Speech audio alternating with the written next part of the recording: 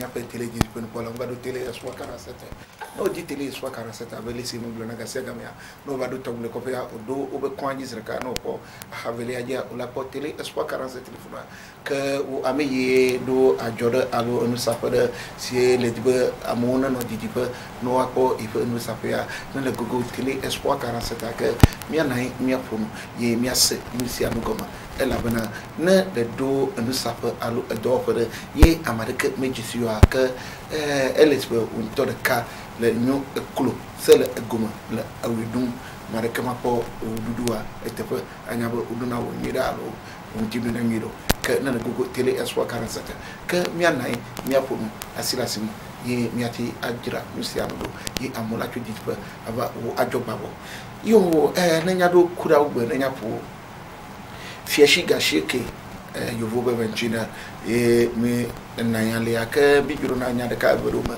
aba lesi mi wona kasa kama subo nti mi apa hade do mi apa no mem la mase enu gede nu mata mina na pa ayino no sia etanya ba enya wawula enya siowula la enwote apatiote emi de na deko emi srona no enenti ke egbia ngabe ti tipo no teliagoma ne mi kata mi srona ela bana enu sosro nana amokoto ina ko ye no sosro nana amokoto nyana enu gede sina wula le hihiama ke aba lesi mi diba mi anyano mi asrona que nous mata ye egbe mi na yete pe wo ame la pe ame ha manyu de binya wo ke bo yo kata mile nusorom wo ha to pagia ele vivere que no apo mi kata sorom man na yete pe am nyere ka ko eno na te pe am soro na no ke nyeko am ko ya de ne pa am si ko fiami que no de o fiami wa yo be nko be chofo que azon mi akọ egbe be enu sim da soro akodo nko benemi mi awe zon lo yo leke mi papa moto de vieux nchobedo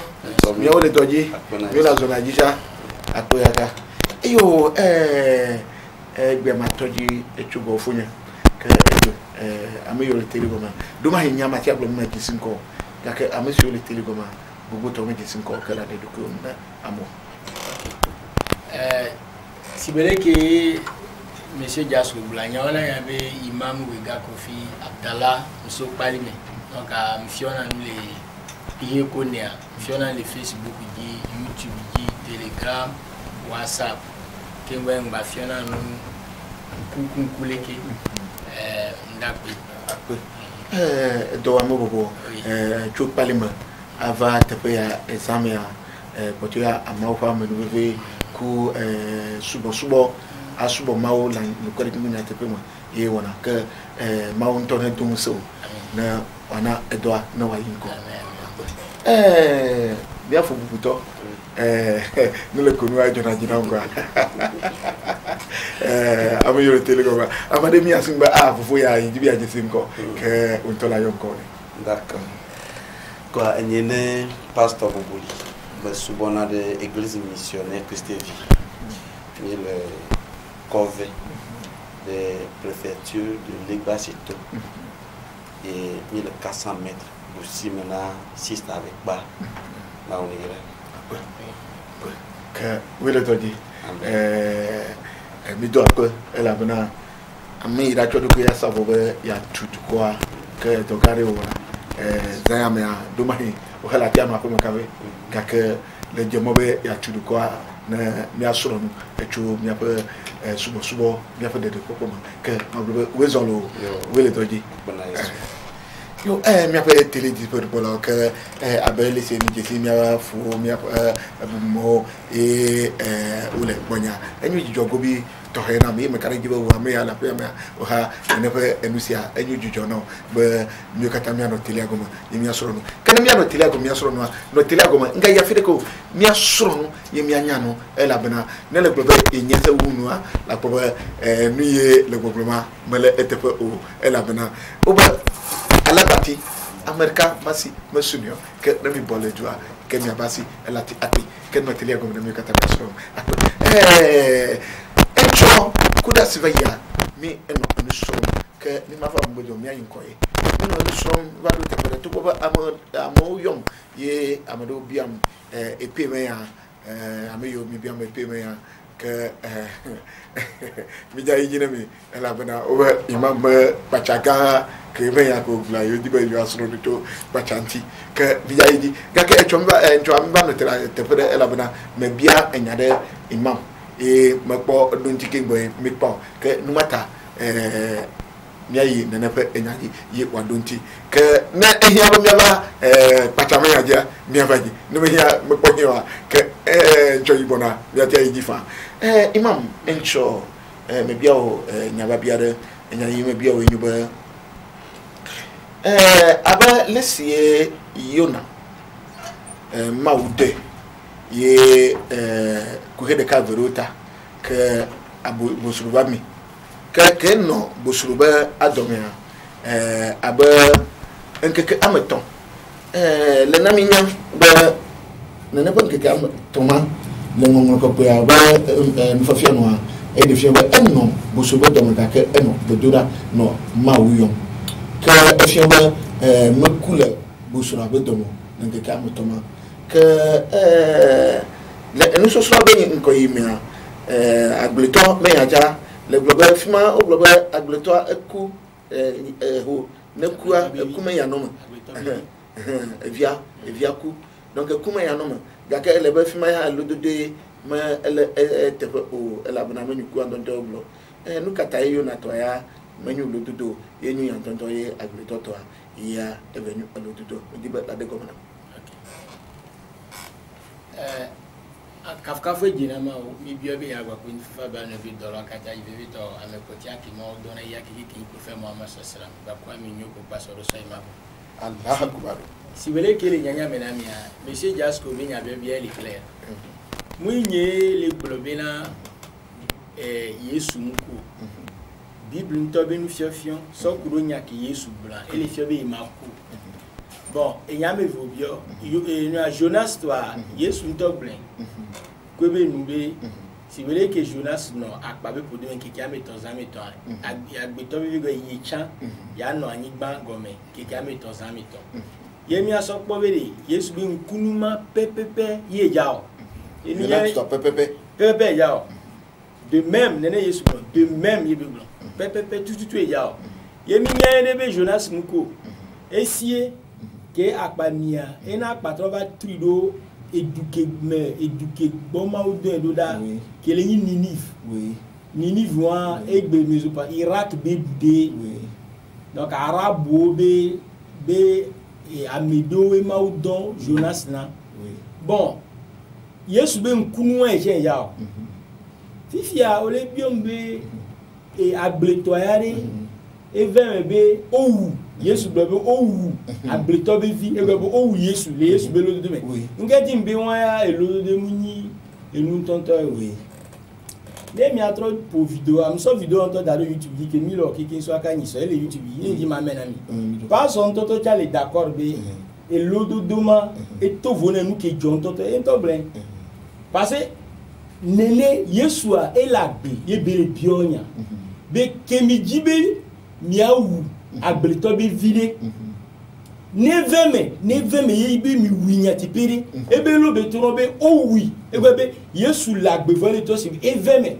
nu ke ma u java wo agbeto la ba wo na mi o ke wu Yesu kenyi via o ke wu agbeto be vio le fia Yesu ke blobe ma u be mi si be ma u ye be fo be ma we e ga so je ka Yesu nyi ma u ke we de ka bon fifia ye want to do tinebe ne mauvade ela chro ameko uvia o Yesu a na gbetorva yera ho agbla binu kwale wasi wanya ela so na dukobu fifia Yesu benu fiefio me le fia e le fio zerika e no ame vebe le fia fi Jonas to ele fiebe nke ka me to za e se Yesu muko Jonas to e fiebe Yesu a o ba wu efia Yesu antoa muko ele gbogbombe imako muya mela wela mela da ela kuye tibele ka muku na me doku na ne Jonas to voa agbeto ya mele fieri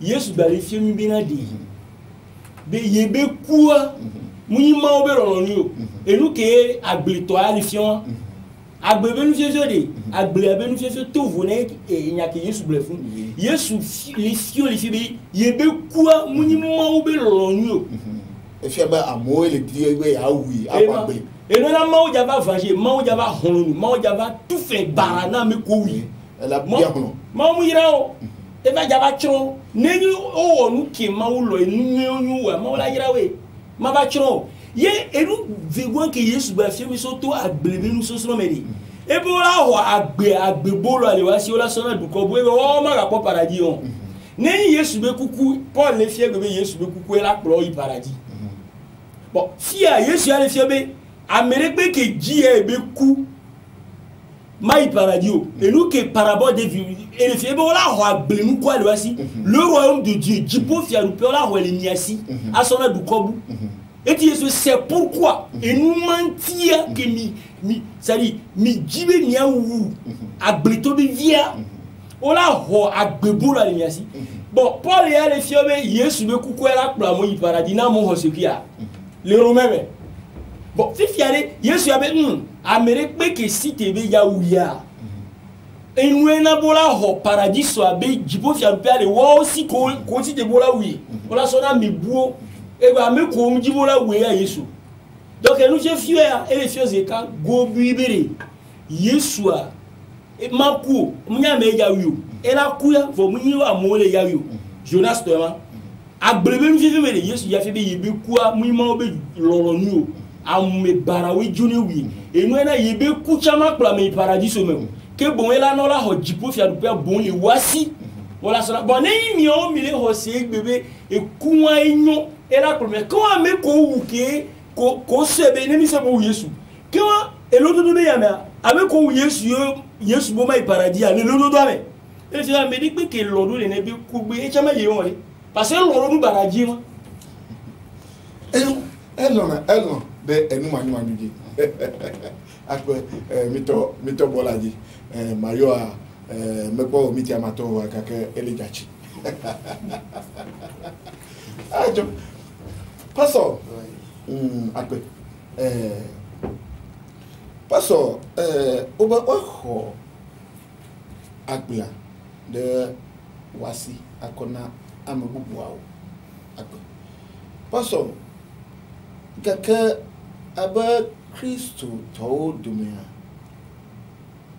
onaminya gobi ba Yesu Kristo ba kuya enu ekuye ele de popo le vavam parce que me dit la demana mire ela bana na Yesu Kristo be kuwa de popo aloji jo obenia nukata ye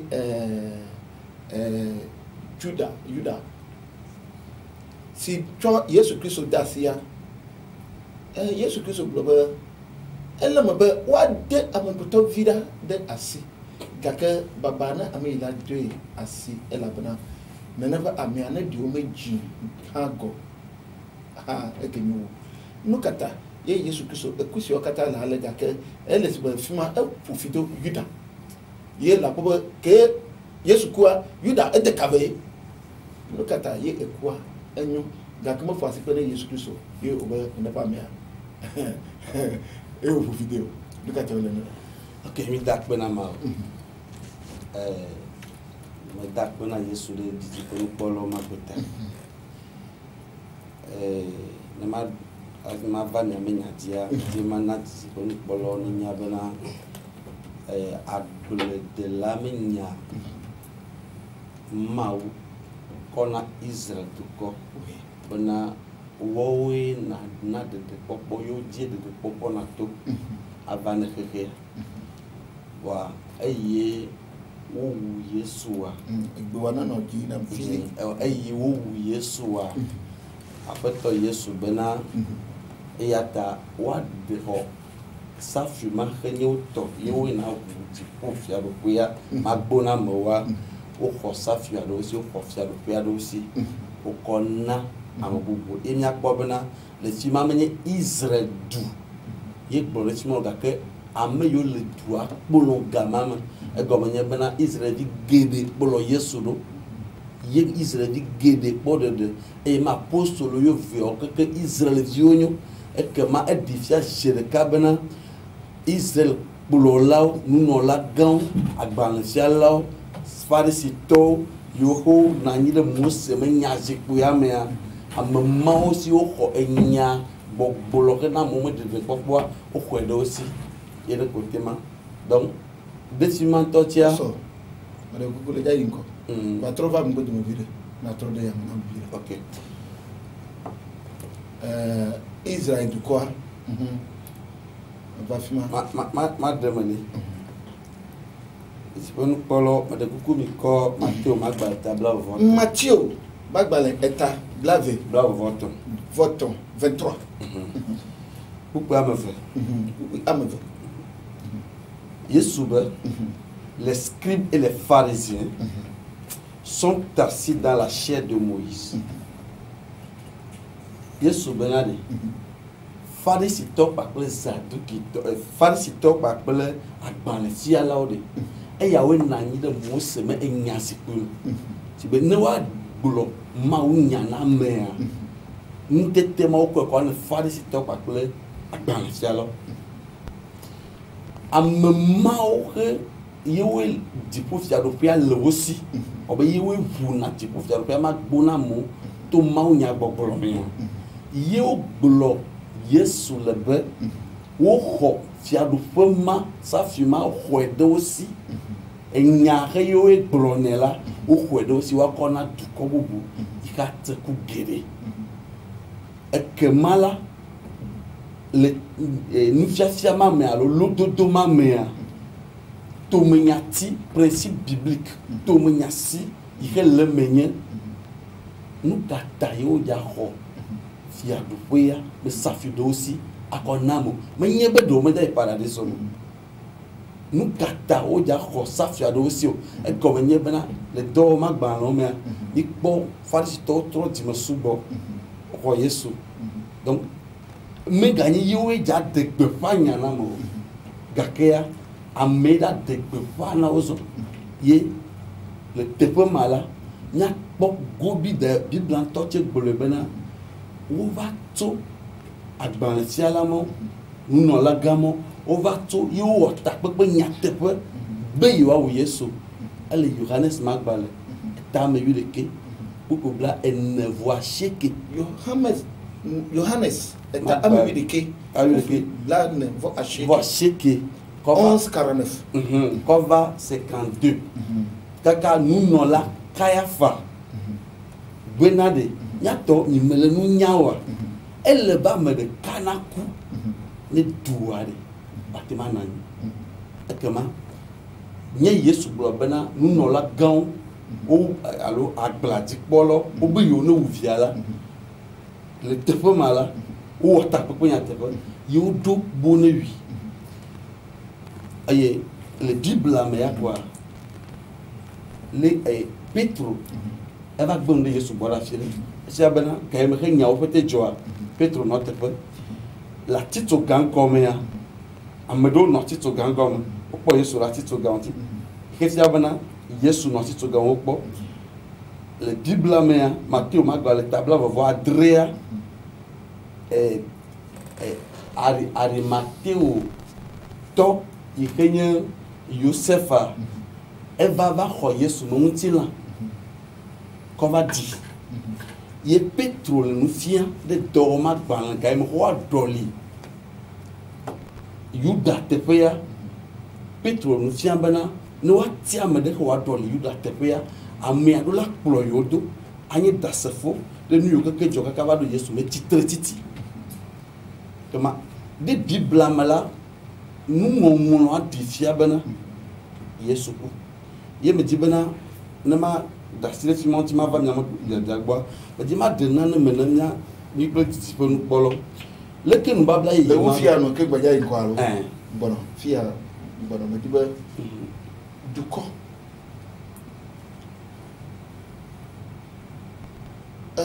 duko kudo efia no fo nyatima de kaya lo tout le monde ma assez comme pas dire c'est parce que le boglombe elle est ameyo kamama o le polo nana fe royaume fiadofea wa ho musia lo asi akona amabubu akona duko bubu fi mama e me de masi komba duko kudo royaume est-ce que me dit ne la fa ne de la clé le fana parce que télé dit tu veux pas là c'est parce que pour de va de fia et ya yobi ko kikia bible amen yawe gake abe bien il boboma miava enkinam que abe leye na amola pe amea enyado lia ne dugua la pobe chaka chaka vire enona benbia nyatia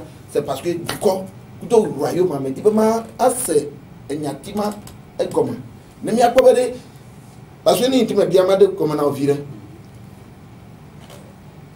le nyan nye popo mo que intina benu popo mo ma no bro du quoi que Matia globe oglo na be togo du ko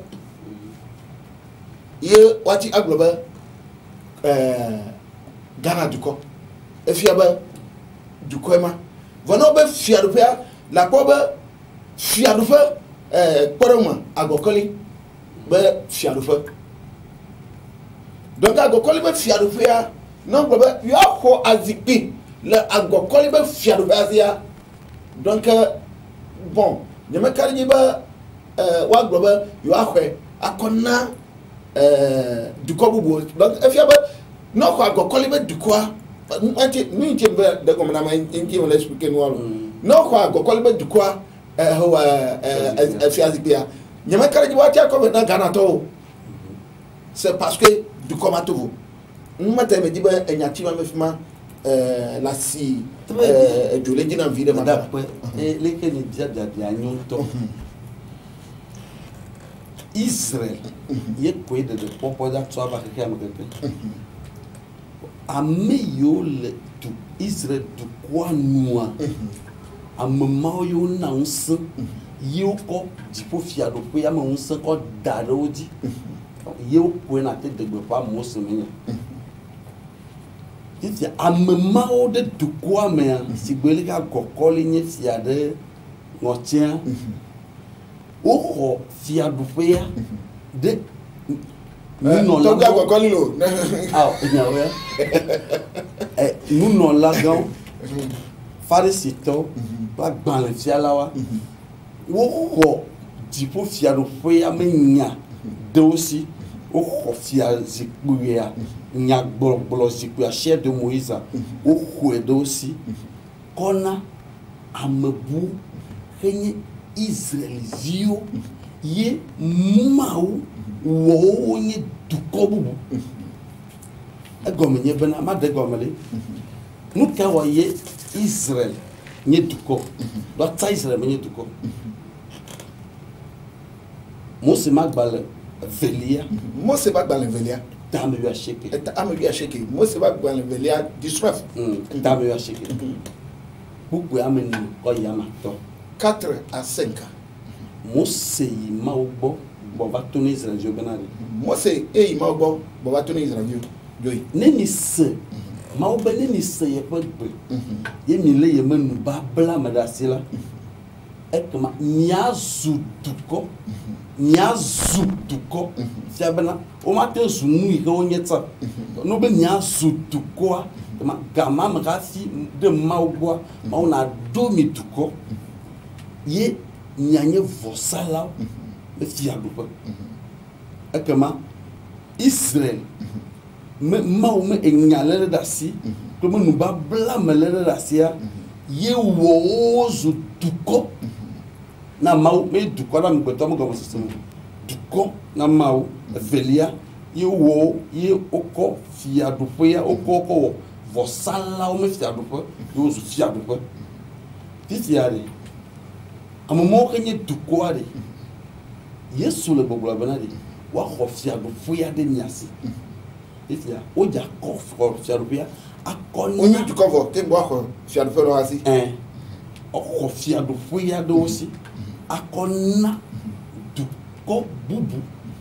ike atseku gere fisia Bible Yesu akpena maubana ejonya nusiam tungwa ebro ameyo ho jako fiadopoya kona amamaude yenye ameyo helon ti poledo apostolo yonye ngobemeo ti bele ha gban fialo sadukito anu no la gan onye ngobemeo de Israel amamo ma apostolo yo viawa yonye ngobemeo yole toto na le Johannes magbale eta me wi ato popue ame wi ade Johannes eta ame wi ato popue ame wi ato popue ame wi ade benade menye nyawo tiamo enye tiamio ye me domi be mi ayi ni nya tseku de fika fi ma yo gbleno clairement Luca eta ame wi vo popula etombo efe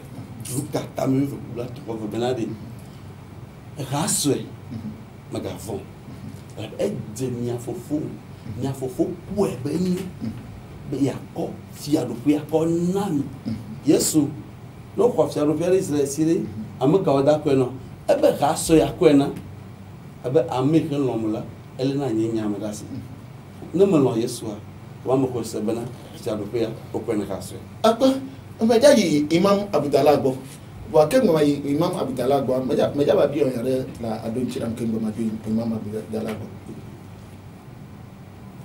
ebe meja cho nye von dotrola cho nyento a fenyima ela bena Yesu Kristo ebe enyu Israel ebe udom na Israel vidijio ke udoy na Israel vidijio donc ento jesibe enyu Israel vidiji ebe wa khodukwa wa khofiadupia le miasi atona dukobu neneke obe wa drop from d'autres macho nyento afenyemo donc enyatwa madakuna mi imam fonwa le jade yatwa gomna ela bana nukata Yesu Kristo ba acho from d'autres acho yinto iba foma ela bana iba mini ya popo nuima madako ba iba foma to wa weke wa wewi donc oba ja cho from d'autres acho na nafa amno ya drop on woden ko madaku na imam fonwa le jade gomna imam bijo okay enya paso buli blonya sumbova enya me vigi nya trova e nya paso buli a e blog mabe Israël du quoi parce que mi ame ko le télé gomé le véré na nya oui e blog be 100 millions Israël du ko be oni du ko voir que moi c'est pour beaucoup mal le toit y voir ye moi c'est bateau no be ne mi zoro ma obe seyi ma obe mebla ko kumia mila zu du ko oui Israël du ko béni ça Israël du ko weve bible ntele na mi le nyabe Jacob e givi weve Jacob givi weve e via weve awe ni Israël bi du ko weve Ismaël a givi weve e be vi weve le ni Arabie Saoudite be du ko weve Israël ni du ko yemi Ézéchiel 3 verset 2 oh maunto yo Israël yo be les nations les peuples wanto du ko ni vo vivire du ko ko bola ni fifire ola ni du ko maula jesi oboni yeto si les Israël du ko beni o mire c'est comme parce que mi ko Jérémie 31 verset 36 à verset 36 en cet testament mais maule blona Israël yo benali ça dit voici les jours viennent que beau Jagava et que je ferai une nouvelle alliance avec les deux maisons d'Israël. C'est pas le monde entier. Mao nous babla yeye bubu ku Israël be awewe via paix oui. Parce que Israël mara pas vie. Juda kuro elia le konema Israël. Donc il là on babla ku yemo le blono le Jérémie 31 verset 36 benadi. Non soyez baissé sur d'or. Nous l'avons non soyez homme rose ku Yesu be kuku. Non soyez mau baissé sur d'or. Wa zoli dia. On m'a banni yebe du kokeo. Et nana Yesu va dans Matthieu 21 verset 43 ko jibola wibere. Ke mi jibe nya wu ke nya bleto be vile. Maoula Hodjipo Fiadupia les Niasi, paradis, mais ça fait les Niasi.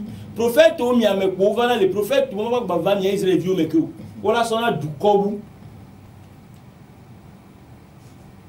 Et nous qui est sur les blancs. Le doit aller que les secondes. Et non, on est belé. Yes, on t'a il y a pas les délais comme. Yes, c'est bon là, il y a Jipo Fiadupia là aussi. Et il y avait parce que comme le grand prophète, il y avait des mais qui me dit non, non, le royaume de Dieu. Le royaume de Dieu vous c'est là, le royaume de Dieu Jipo Fiadupia et les paradis. Quand on va au paradis, on l'a reçu bakro maounya glodi et prophète. C'est la prophétie. Maou beleke, yo zone dia au paradis et ouais. On m'a dit vers le paradis mais au moins au paradis bédor. Mais quel a fait au paradis bédor? Prophète. Boya vai. Fifia parce que vous libé à moi Jipo Fiadupia ya ho, be sa flow ya ho. Be moi Jipo Fiadupia ya ho, là c'est blé fifi. Audio cham le audio chalo que moi solo e be va ça Jipo Fiadupia be sa flow là ho le wasi. Bible avait verset englobe sa flow. Jipo Fiadupia to ya ho, moi sa flow. Mais d'accord, la trop le man. Matthieu 21 verset 43. Matthieu 21 verset 43. Matthieu 21 verset 43. Bon, comme l'État menti l'homme de Kunani. Matthieu 21 verset 43. 92 19 33 83 92 19 33 83 98 39 09 33 98 39 09 33 WhatsApp Amovokata et un classeur la gloire. Matthieu est à blague Matthieu est à blague Matthieu 21 verset 43. Matthieu 21 verset 43. C'est pourquoi et nous menta et Dieu n'y a ouma et nous mata. Je vous l'ai dit, mêlé Boulenani et Yesu. Le royaume de Dieu. Maoube Jipo Fiadupia toi. Vous serez enlevé là. Oui, ça fait. Jipo Fiadupia toi ya. Ça fait coup et nous que ya. Ça fait coup Bikou fondation pour pas pour zini fenêtre rigolo. Passons. Français que avez fait de ne pas sonner de comme peut-être les lèvres parce qu'il y a il y a royaume belé. Matthieu 21 verset 4. C'est pourquoi je voulais dire le royaume de Dieu. Vous serez enlevés. OK, passons. Français que je me découvre ni a ni me t'exclus pas. Me dit la de comme français il y a tout de comme beaucoup. Banane. Voilà que bonne banane. Mau Fiadupia wa kwere nyasi. Mau Fiadupia wa kwere nyasi. Mais ko pour se servir comme on a Fiadupia wa kwere nyasi. Yo bro lesima. Ego, Mau Fiadupia wa kwere nyasi. Nous que me dit ko ma. Français be me dit ma ça non. Mijo. Et parce que vous voulez télé comme mais nous sommes les tefe ya. Mijo. Parce que vous voulez gloire to moi les globe. Moni Israël vieux si te bola ou Yesu. Va à me coller pour Israël doit. Wa oui si te bola oui. Egle. Ou bien ya. Ken va so kota. Mbona. Israël vieux si te bola ou Yesu. Et nous les serons parce que nous sommes glorifiés Rome to ou Yesu. Mais donc. Et voilà ça. Et ben il a trop de pays. Que ben Israël vieux parce que on a passé fier problème va voir. Donc nenibe o ja ho Jipo Fiadupia les Israël vieux aussi sona du koboa. Donc on pas fier problème va il y a grand fier et zoma faut bien va voir. Donc neni que moi il y a pas seulement Israël vieux que les fier amebu ko Israël vieux ko les patiner Israël vieux wa aussi te bola donc wa bo ja ho Jipo Fiadupia la mega. Fifi nenibe et ame ko Israël vieux wa we ou Yesu. Selon pas so ben fait mais donc o ja ho Jipo Fiadupia les Israël vieux si vont wa we ou Yesu nketa. Mo wa ja bo la jo nketo ma o problème le flou yan to me nko. Bubuli et parce que jaso japa so ni senya gouvernement là. Et nous ko le glorifier.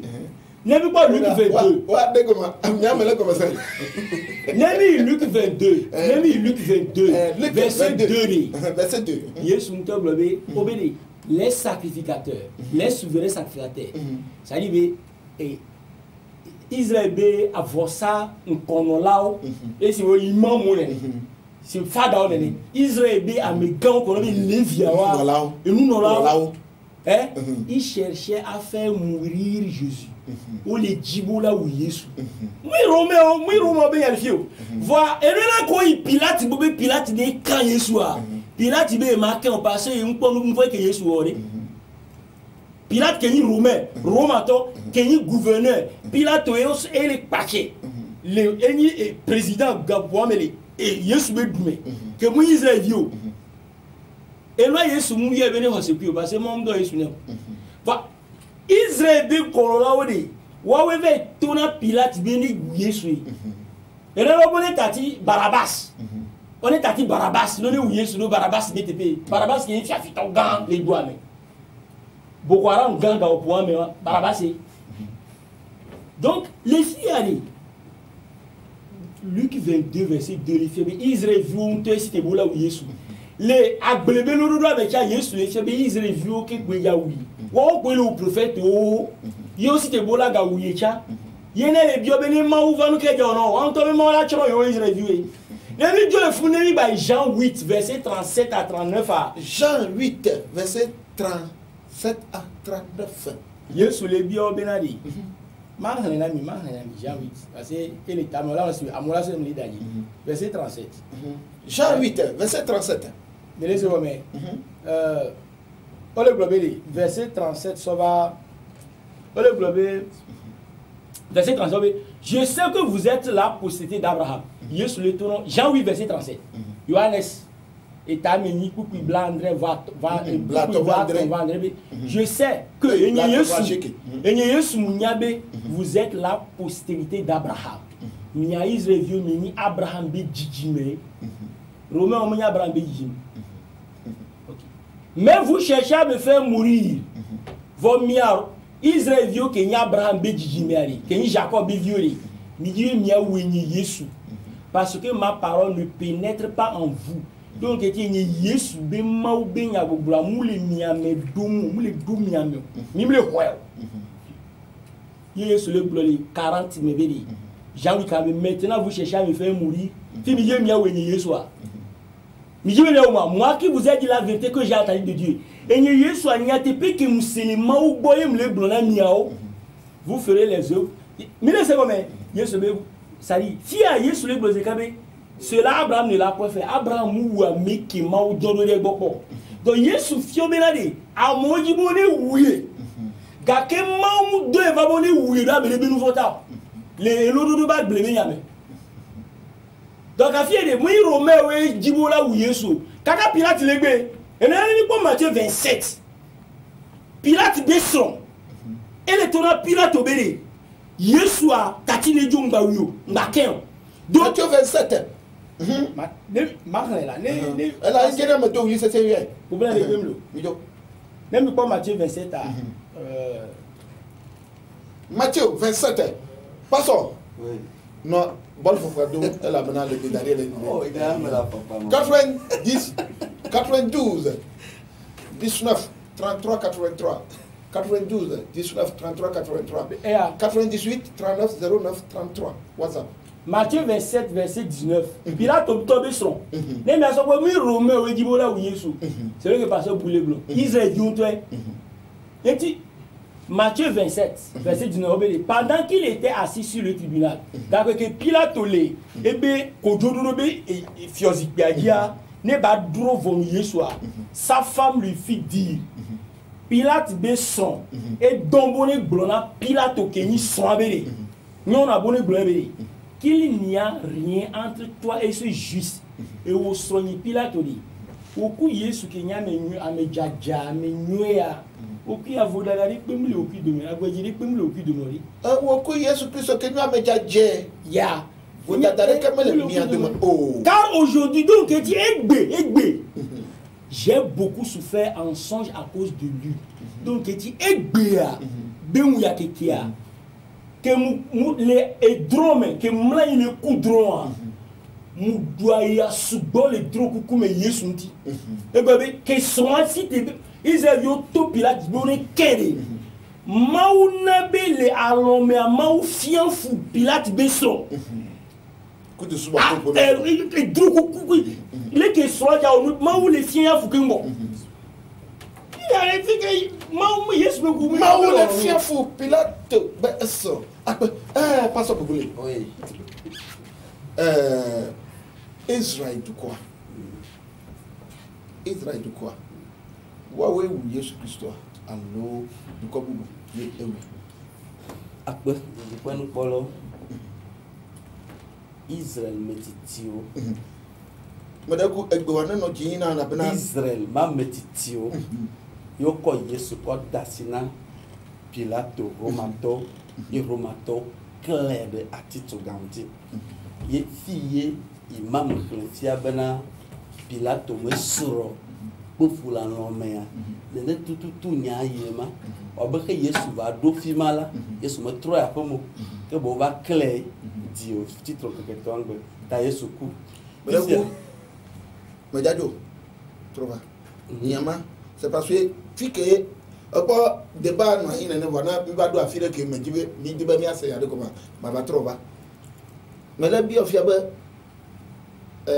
Israël vieux clair no ami le ba Romain clair.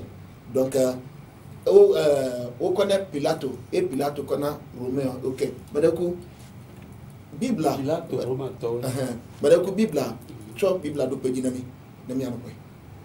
Bena Pilato est clair là. Pilato parce que ebe mu Israël viwe bola wo Romain we mu kaka be yo wuanto mu Israël viwe jibola wu Yesu no mate Romain we no mate bena fa mo gbetumo ne ma trop c'est amira je ma cadre noir chez parce que ne me dit bena on ko nya wude mu na mu oui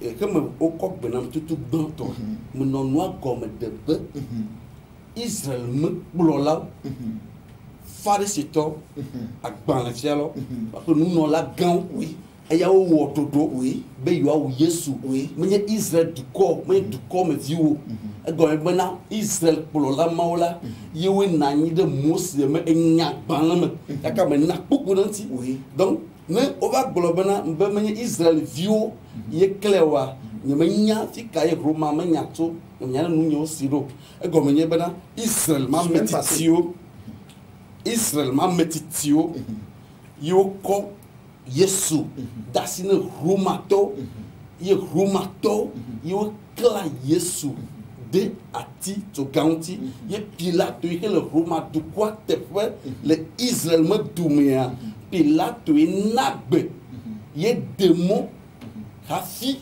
yo kla Yesu de ati to ganti comme yo le doigt plomb donc menye be Pilato ye me glokpo bena Pilato to to va le Yesu ye me glokpo bena Israël yo ba kla Yesu ati to ganti o que me glokpo bena Israël me du bulo lao ni me gloma Israël me du bulo lao maga tro bloqué farisito agban le fialo nous non la gan mama o le doigt ploma mo le Israël me doigt ploma ba nous non la gan o pona vossa me nyagbo agban le fialo yo khna noa de fiana maumenya trop copier na agban le et farisito yo pona esia me di wo blibo nyenye gbo ame toma o le doigt plom gamama yo ko Yesu ko dasina Romato no lema fifia matin disons ati fifia dans ma seconde niria donc que pharisien oui ekudo Israël de quoi bon fia do fa amako nyu ameko le fia do fia ko ameko le doigt o kona Pilato ke nyu Romato et Pilato kona me kawa Pilato e degbe zon e Pilato me sojao yo va kla Yesu Pilato me sojao yo va kla Yesu zon Pilato agama me dukaka yo pokloma enye Romato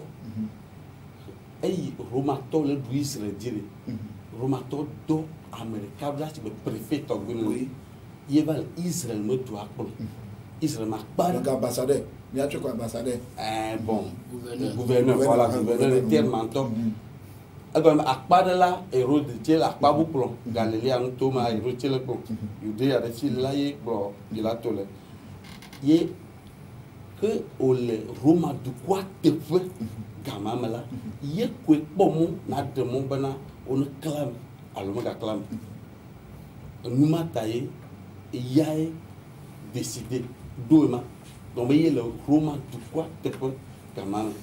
Ok, après pastor déjà iko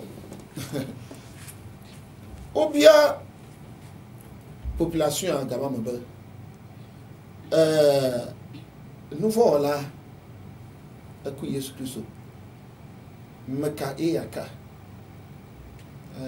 makawe de biale yi mama kemboe Pilato na okame ba makawe fiafito we nya iben ko nya nya iben ko Barabbas donc fiafito ma que imam Abdallah Bobo yenyu Boko Haram Gapoa Boko Haram nya imam donc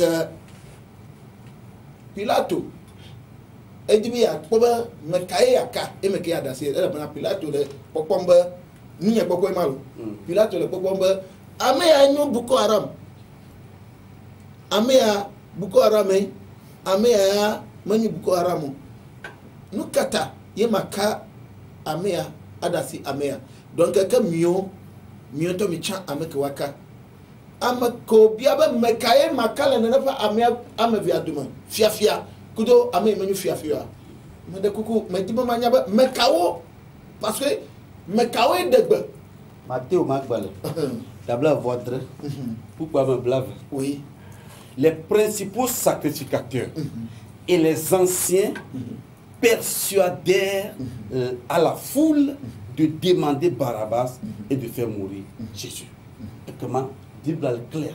Et ben nous non la grand maode. Et Yahweh de tout mena tout quoi bena. No ba me kaye wa dasi hala ni globone dasi de Barabbas onti. Et nyale oye wona wu Yesu. Comment ni kwa ba au premier front ambi o ke len kokbe na Yesu me kakla la yo ni nous non la e doa pour la que fiaba nous non là au de Israël de quoi ba mi baba on a ka ba mi baba que fiaba Israël de quoi est de on a ka Yesu papa Jasco ola mais ya o kele gbogbo c'est parce que les principaux sacrificateurs et les anciens persuadèrent à la foule de demander Barabbas et de faire mourir Jésus. Oui. Nous bonifia très clairement. Améliorer notre dit Jésus quoi les principaux sacrificateurs et les anciens du peuple. De quoi me dit oui. Il y a du quoi me torde. Attends, mais de Google, je dis pas nous parlons, mais il fait famille. Oui. Il est blanc, du code, oui, il y a des marionnettes, oui, c'est-à-dire, na zanan, oui, na wonde tido, oui, bena nuit que dit na kok na kenkere on tia, marionnette. What tu as du quoi, nous nous la gan, mon objectif, ben nous Yeshua, you manipuler du quoi, du quoi, Israël du quoi, me dobena.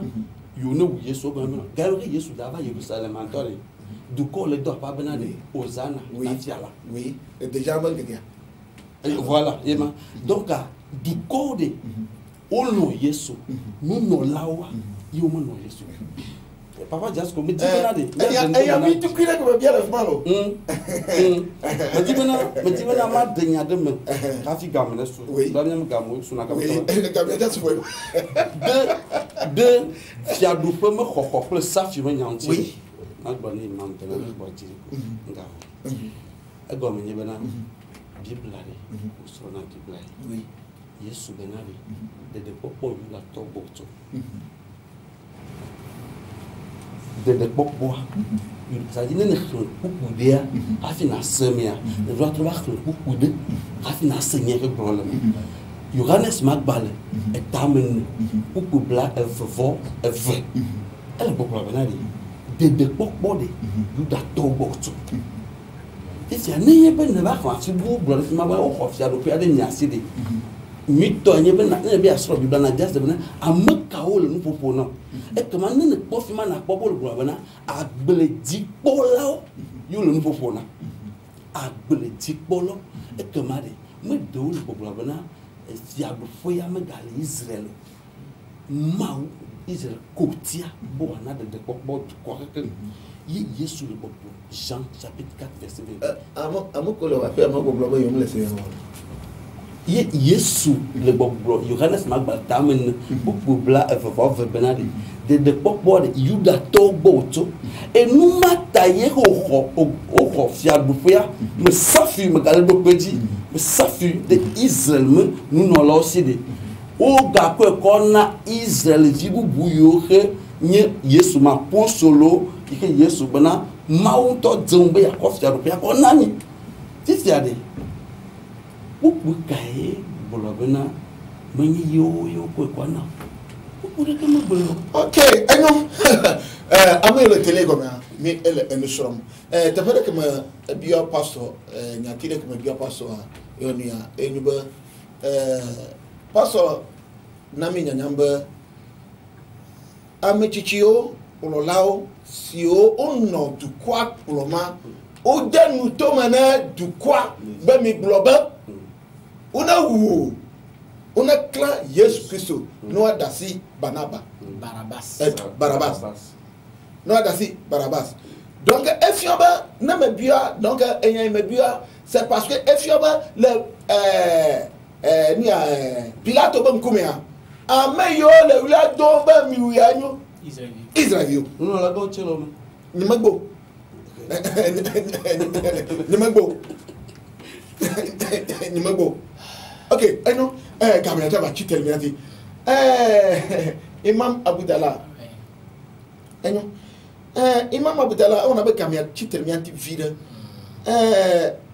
oba tefaka elle a pas sur le problème mi ba nana klafida afila la don tinami donc efiamba oba wa ko sa fiadofia de ne pas du quoi si watona du corps bubu pas sur les nami nyamba aba amesio le du quoi ploma gouverneur doma he on aba gouverneur oba du quoi si yo ja ko saflado yo akoba na Israël du quoi mais ko fiba na do ade ko na vide masego elle a bra gouverneur a jo Roma et on va le fiadou le Israël donc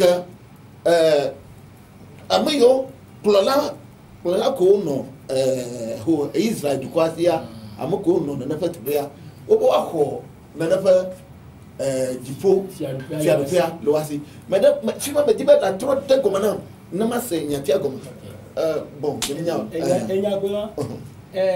enya ke mle ble fi e pe Bible le ble ya nyi nko le ble ari ko Bible osro ni c'est vrai o le hre po ma se gba ble ko osro na courant ja ne mi ko Jérémie 31 Jérémie 31 Jérémia établaton vodike Jérémia établaton vodike oui blaton voton soyi oui blaton voton ay 33 à 36 oui avec ko la home gamem le ma 33 avant les 36 vo ko la home o te chapitre enyo Jérémie 31 verset 33 Maoule blona le fiveri na prophète Jérémie mais voici l'alliance que je ferai avec la maison d'Israël après ces jours-là dit l'Éternel après ces jours-là donc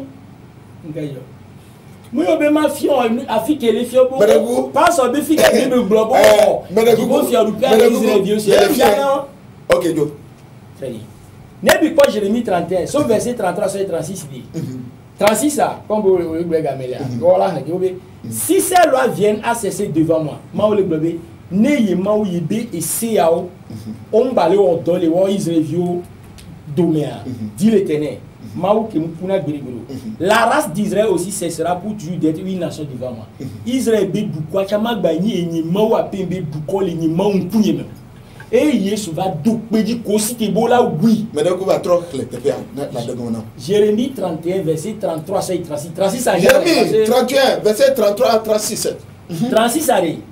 Maou le blobé. Si ces lois viennent à cesser devant moi. Ni Israël viou baba les soyi maou bessia sur l'ordre. Dit l'Éternel, maou que mi la race d'Israël aussi cessera pour toujours d'être une nation devant moi. Israël bi du quoi chama ba ni et du col ni maou apé me kume. Le gars il chochro me va. OK, Yesu va de pays le Matthieu 23 verset 43. OK. Mais que ne veut ya ou pas Israël bi maou be du faire mi ba mo be du quoi. Matthieu 31 21 33 à 36. Mais de coucou un chop. Kudagwe. Miatrova. Matthieu 21, verset 33 à 36. Enjo, Kudagwe, minote kwa mi. Yo, mi vado elbe, mais nous sommes sur la bonne nouveau. Elle a bien annoncé à nous, si elle commande des lésia, que elle nous, elle est coco. Elbe toi, mi cho, nous sommes sur la bonne nouveau, avec les immeubles. Qu'elle n'a mis bien encore via mer. Avec si on note pas, il y a trois signes de monter, il y a mes pas, mes semis après pour les dire. Why you come, mia fofo marque. Au marque elle est bible ne fait de kadi ay do kadi ali be ko nu cha ko na nu cha kwa ne ne bi la so ma ji de ka ko na nu king bo jo ina ko nem jole fo wa ke ya ko ami ye no di pe nu ko amu aji wo yana be Suleiman wa do ji me na o ga ke ya ji do ne transfer no di kene ba ayi no ko le te ya la ko nyabe roland imam wega Abdallah Kofi cho palima ye enobonye nami joy ahaveleja la po pastor bubuto anika kosi bubuli ye eno tepea ke enyami yonko be eduba ma mi abe nusura mi atom ya fufu mi novi jasko egbeto mi ko sele tepea gake mi ame yo le tele gomea mi nodo alomi elabana gamia mele susum o ne mi le do alomia enola yinko imamo puis soto mi do alomi akonemi kaka ok que egbeto mi va edo nu ya baba